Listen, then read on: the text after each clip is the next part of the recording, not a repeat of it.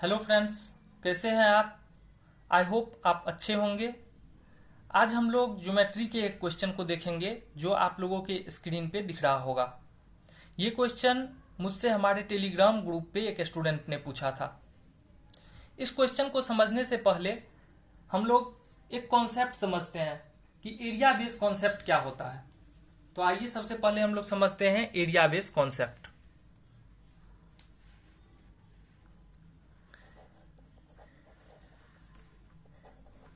Area base ratio concept.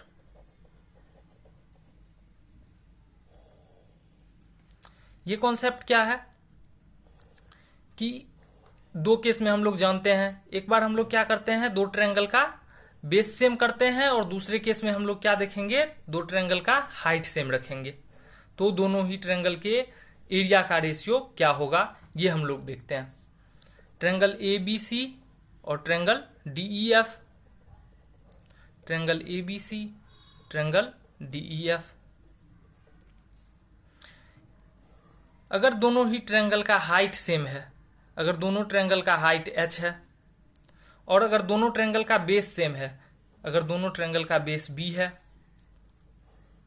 और height h1 h2 है, इस केस में एरिया क्या हो जाएगा, area of A B C upon area of D E F.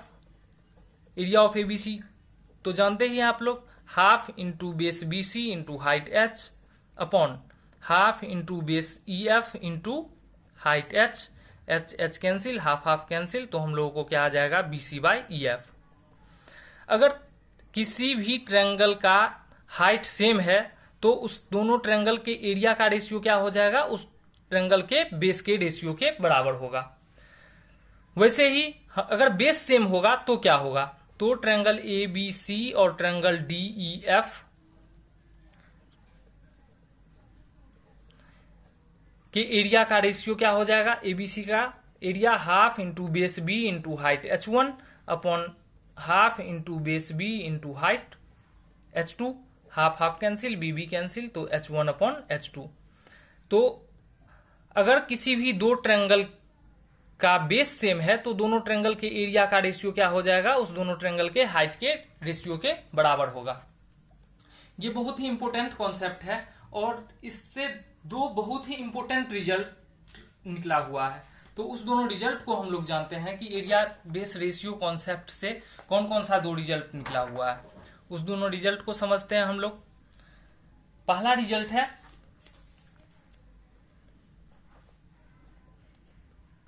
अगर किसी भी ट्रायंगल ए बी सी में ए से कोई लाइन बी सी पे हम लोग ड्रॉ करते हैं ए डी, इस तरह से कि बी डी और डी सी का रेशियो हम लोगों को पता है m1 अपॉन m2 है।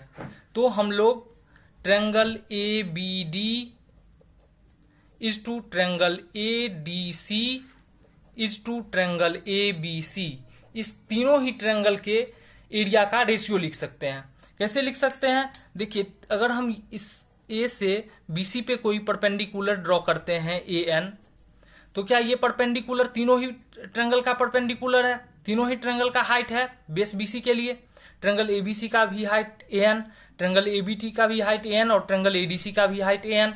तो हम लोगों को अगर तीनों का हाइट सेम दिया हुआ है तो तीनों ही ट्रायंगल के एरिया का रेशियो क्या हो जाएगा, एबीडी का corresponding base m1 upon ADC का corresponding base m2 upon ABC का corresponding base m1 plus m2। ये बहुत ही इंपॉर्टेंट रिजल्ट है, इसे हम लोग याद रखेंगे। वैसे ही हम लोग एक और इससे रिजल्ट निकला हुआ है, उस रिजल्ट को भी देखते हैं। अगर किसी भी ट्रायंगल ए बी सी में, ये तो एक वर्टेक्स से दूसरे साइड पे कोई लाइन ड्रॉ करते हैं तो था, और अगर हम लोग कुछ इस तरह से लाइन ड्रॉ करते हैं कि ये हो जाता है डी, ये ई, और A D by D B दिया हुआ है m1 upon m2, A E by E सी दिया हुआ है n1 अपॉन n2, तो हम लोग लिख सकते हैं A D E upon A B C. इस दोनों ही ट्रायंगल के एरिया का रेशियो क्या हो जाएगा, m1 upon m1 plus m2 into n1 upon n1 plus n2 और ये बहुत इंपॉर्टेंट रिजल्ट है, खास करके एरिया निकालने के केस में ये बहुत जगह पे यूज होता है और इससे हम लोग इजीली कोई भी क्वेश्चन सॉल्व कर लेते हैं। इसका हम लोग एक जनरल वे में प्रूफ देखते हैं कि इसे ये कैसे हुआ है। उसके लिए क्या करते हैं, हम लोग लाइन बीई को ड्रॉ कर देते हैं। अब देखिए तो ट्रायंगल एबीसी दो पार्ट में बट गया है, एबीई और बीईसी। अगर हम लोग एबीई का एरिया निकालें तो एबीई का एरिया क्या हो जाएगा, बेस बीसी से हम लोग लाइन एसी पे एक लाइन ड्रॉ किए हैं, ई जो इस बेस को n1:n2 के रेशियो में बढ़ता है, तो एबीई का रेशियो और अपॉन पूरा होल ट्रायंगल एबीसी का रेशियो, ये क्या हो जाएगा, एबीई का करस्पॉन्डिंग बेस n1 और एबीसी का corresponding base n1 plus n2। तो हम लोग लिख सकते हैं ABE equal to n1/n1 plus n2 और इंटू ट्रायंगल एबीसी। अब हम लोगों को फाइंड करना है ट्रायंगल एडीई का एरिया। तो हम लोग अब इस ट्रायंगल को देखते हैं, ट्रायंगल एबीई पे देखिए तो ट्रायंगल एबीई में वर्टेक्स ई से साइड एबी पे एक लाइन ड्रॉ किया हुआ है डी, जो इस ट्रायंगल के इस साइड को m1:m2 के रेशियो में डिवाइड कर रहा है। तो हम लोग प्रीवियस कॉन्सेप्ट का यूज करके लिख सकते हैं triangle ADE upon triangle ABE. इस दोनों ट्रायंगल के एरिया का रेशियो क्या हो जाएगा, m1 अपॉन एबीई का corresponding base m1 plus m2। तो हम लोग लिख सकते हैं ट्रायंगल एडीई को m1 upon m1 plus m2 और इंटू ट्रायंगल एबीई। एबीई का एरिया हम लोग फाइंड आउट किए हुए हैं n1 प्लस n2।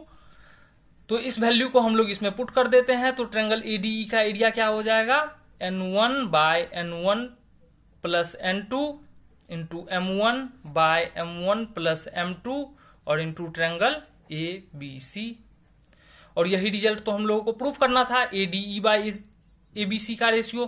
तो एडीबी और एबीसी का रेशियो हम लोगों को क्या आ गया, n1/n1 plus n2 into m1/m1 plus m2। ये समझ में आ गया होगा। तो अब हम लोग आते हैं अपने मेन क्वेश्चन पे। मेन क्वेश्चन को देखते हैं कि क्या है। मेन क्वेश्चन दिया हुआ है कि दो स्क्वायर दिया हुआ है, एबीसीडी और ओसीएमएन, दोनों का साइड दिया हुआ है हम लोग को। इस स्क्वायर का साइड 12 है और दूसरे स्क्वायर का साइड 4 है। तो हम लोगों को फाइंड करना है डी, पी और क्यू।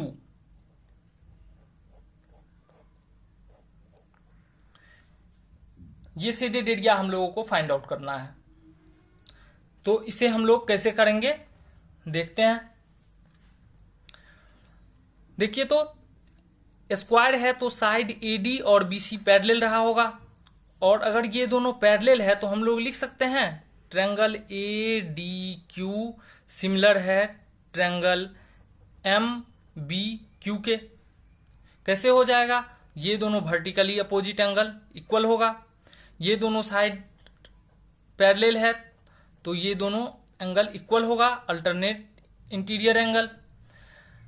तो अगर किसी भी दो ट्रायंगल का दो एंगल इक्वल है तो वो दोनों ट्रायंगल क्या होता है, आपस में सिमिलर होता है। और अगर दो ट्रायंगल सिमिलर होता है तो दोनों ही ट्रायंगल के करस्पॉन्डिंग साइड का रेशियो इक्वल होता है। तो हम लोग निकाल सकते हैं D Q upon B Q equal to क्या हो जाएगा, A D upon M B.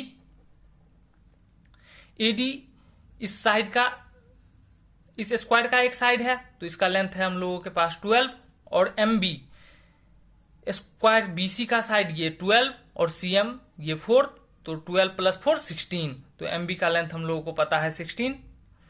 तो इससे हम लोग को क्या निकल जाएगा, D Q by B Q का रेशियो 3/4। जब हम लोगों को डी क्यू और बी क्यू का रेशियो आ गया तो हम लोग क्या करेंगे, तो हम लोग देखते हैं कि ये रेशियो हम लोगों को पता है और ये रेशियो पता है। तो अब हम लोग A B D triangle ABD का एरिया भी हम लोगों को पता है। तो जब ट्रायंगल एबीडी का एरिया पता है तो इस दोनों ट्रायंगल का अलग अलग हम लोग एरिया निकाल सकते हैं। तो देखते हैं ट्रायंगल ए बी डी का एरिया क्या हो जाएगा, पूरे स्क्वायर का एरिया बाय 2, क्योंकि डायगोनल स्क्वायर को 2 इक्वल एरिया में डिवाइड करता है। तो स्क्वायर का एरिया 12 स्क्वायर अपॉन 2, तो ये हो जाएगा 144 अपॉन 2 इक्वल टू 72।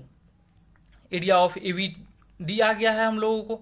अब हम लोग area of A B Q निकाल सकते हैं। ए बी क्यू क्या हो जाएगा, ए बी क्यू का बेस बी क्यू, और ट्रायंगल ए बी क्यू और ट्रायंगल ए बी डी, इस दोनों ट्रायंगल का एरिया का रेशियो क्या हो जाएगा, तो इसका करस्पॉन्डिंग बेस बी क्यू और अपॉन इसका करस्पॉन्डिंग बेस बी डी। हम लोग बी क्यू और डी क्यू का रेशियो पता है, तो B Q by B D भी निकाल सकते हैं। तो बी क्यू का लेंथ 4 और बी डी का करस्पॉन्डिंग रेशियो हो जाएगा 3 + 4 इक्वल टू 7। तो हम लोगों को आ गया ट्रायंगल ए बी क्यू और ए बी डी। तो हम लोग लिख सकते हैं triangle A B Q equal to 4/7 into triangle A B D, और ए बी डी का हम लोगों को पता है 72 है, तो 4/7 इंटू 72, ये आ गया हम लोगों को ट्रायंगल ए बी क्यू का रेशियो। जब हम लोगों को ये रेशियो आ गया है तो हम लोग देखिए तो ये दोनों साइड भी पैरेलल है, और इससे हम लोगों को ये दोनों ट्रायंगल भी सिमिलर हो जाएगा। तो ट्रायंगल ए बी क्यू लिख सकते हैं सिमिलर है ट्रायंगल पी डी क्यू के। और जब ये दोनों ट्रायंगल सिमिलर है तो आप लोग सिमिलर ट्रायंगल के प्रॉपर्टी को जानते होंगे कि जब दो ट्रायंगल सिमिलर होता है तो दोनों ही ट्रायंगल के एरिया का रेशियो उसके करस्पॉन्डिंग साइड के स्क्वायर के रेशियो के बराबर होता है। तो हम लोग लिख सकते हैं P D Q equal to B Q square upon D Q square. तो बी क्यू स्क्वायर और डी क्यू स्क्वायर तो हम लोगों को पता है, B Q by D Q दिया हुआ है 4/3, तो हम लोग इसे लिख सकते हैं 4/3 का होल स्क्वायर। तो हम लोगों को चाहिए किसका एरिया, तो पी डी क्यू का एरिया। तो पी डी क्यू का एरिया क्या हो जाएगा 9/16 into area of triangle A B Q, और area of triangle A B Q हम लोग फाइंड आउट किए हुए हैं 4/7 इंटू 72, तो 9/16 इंटू 4/7 इंटू 72 हम लोग इसे निकाल लेते हैं। तो ये क्या हो जाएगा हम लोगों को 162/7, यही हम लोगों को फाइंड करना था।